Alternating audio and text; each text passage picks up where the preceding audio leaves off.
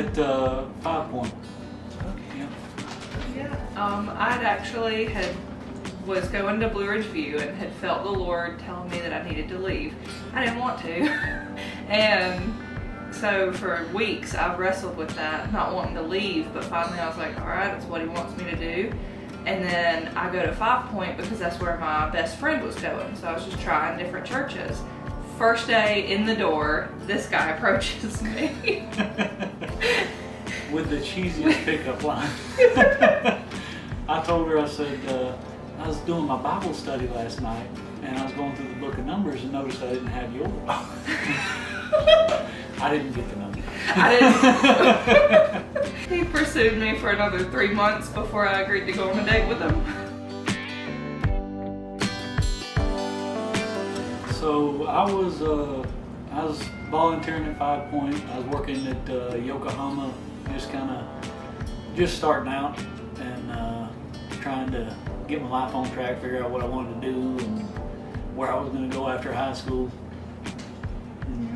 I was at North Greenville working on my degree in education, and not long after we started dating, you actually was looking for a job for a long time.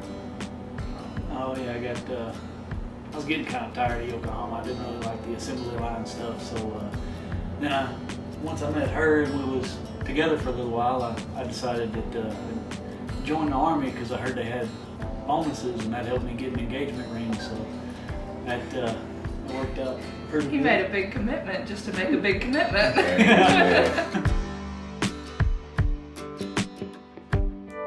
No. Can't relate. No.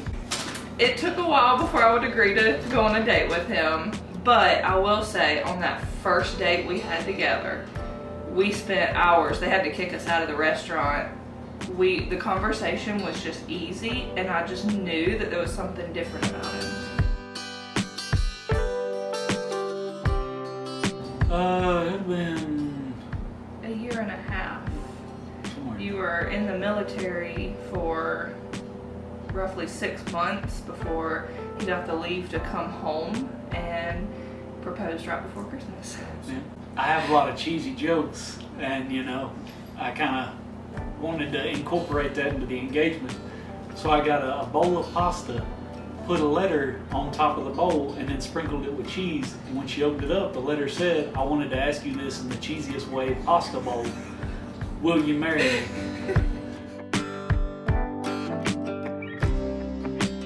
Well, I'd say one of the hardest things we went through is when I deployed, because leading up to it, we were planning on getting married in 2020, and I got orders that I was going to deploy in November of 2019.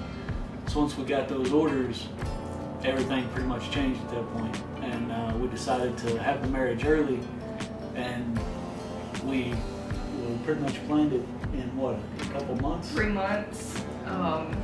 We knew that he was going to be getting back from Iraq after our original due date, and it was going to be a hassle to try and get me over in Hawaii with him if we had waited to get married after. So everything just lined up. We decided to go ahead and try to get married early, and I continued planning the wedding even though 2 weeks before we were supposed to get married, he got the word that no one was to have any leave days. We had mandatory training to get ready for the deployment, and they said absolutely no leave under any circumstances. So I went to the commander and I was like, "Hey, well, I put a lot into this. I really love this girl. Just give me a week or two, just enough to go back and get married, have a honeymoon. I'll come back, I'll make up whatever I gotta make up. Just give me this." And he sat me down and he asked me a couple questions just to make sure that it was legitimate. And then he was like, "All right, sounds like you're in love. I'm gonna let you go." And I was back in time for the wedding. Yeah, we got 1 week. We only had a 2-day honeymoon in Greenville, but the Lord took care of us. After he got back from Iraq, we went to Hawaii together, and they sent us on a marriage retreat that is for officers. Somebody was looking out for us. We got put up in the nicest hotel in all of Hawaii, and it was wonderful. Well, it was 9 months for the deployment, and then before that, right after we got engaged, it was just about a year, 2 years that we were apart. It was hard. We spending that much time apart, you kind of forget some things about your partner. So when you do come back together, you have to relearn one another. We had a little bit of a rough patch just trying to get some everyday routine going and, you know, learning one another again.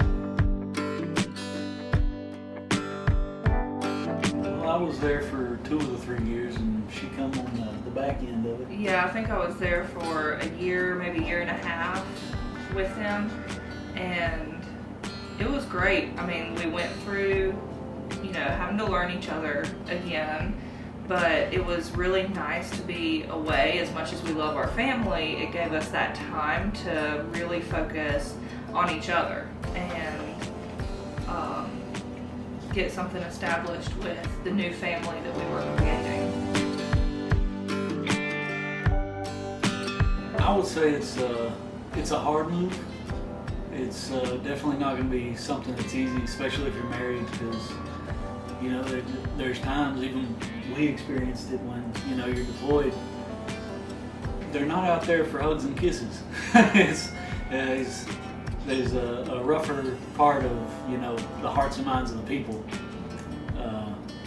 I know it was rough on her because even though we're living together, you still really don't see each other that much. They don't talk about the practically 18-hour days that they're having to work all the time, and me being so far from family, feeling very isolated and alone.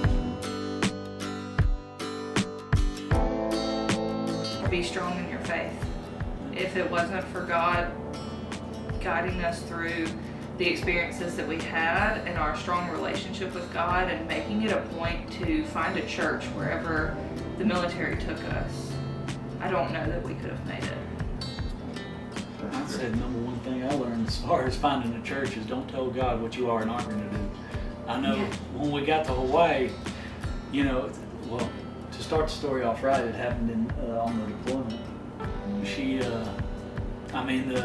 One of the times we got attacked, it made the news, and she was freaking out back home. And then I thought it was just a normal day. I went out to the bunker. I'm just sitting there. Next thing I know, they're telling us, "Hey, this isn't a drill. This is the real thing. You've got 2 minutes, and then the rockets are going to be here." And you know, that was kind of my come to Jesus moment, and I said a prayer and waited. And prayer was basically, "Lord, if now's the time, I'm ready to go. You know, you give me a good life. I'm married to a woman I love. If you're ready to call me home, here I go. But if not, I ask that you'd lead me and show me what it is you've got planned for me if you're going to give me more time on earth." And that's when we really started making a point, once I got back, to stay in the church and to really put God first, because, you know, since then she's been the children's ministry director in Hawaii, which is funny because I said that I wanted to stay away from the children aspect of it because I'm not good with kids. Ended up at every single one of them. And then in New York, we ended up teaching a Sunday school class for kids. And then when we got here, I was like, well, I know I'm going to be doing something with kids because I already told God no, and He showed me. Definitely got to be her patience. I think by now anybody else would have done took off, but she's got patience. You know, whenever I'm having a bad day and, you know, I might accidentally snap at her, she don't retaliate instantly. She just kind of lets me calm down, and then, you know, I always come back and I'm like, sorry, I shouldn't have acted that way, or I shouldn't have done this. And then we can compromise and work out whatever details, you know, was the issue, and she's really good at compromising as far as, you know, meeting whatever she wanted and whatever I wanted. Really good at compromising, meeting in the middle. For me, it's his sense of humor. It's infectious. It makes my worst days instantly better. I can be fuming angry, and he'll tell a joke, and it all just goes away, you know? That was one of the first things that drew me to him, even though I didn't give him my number. I thought it was just super cute.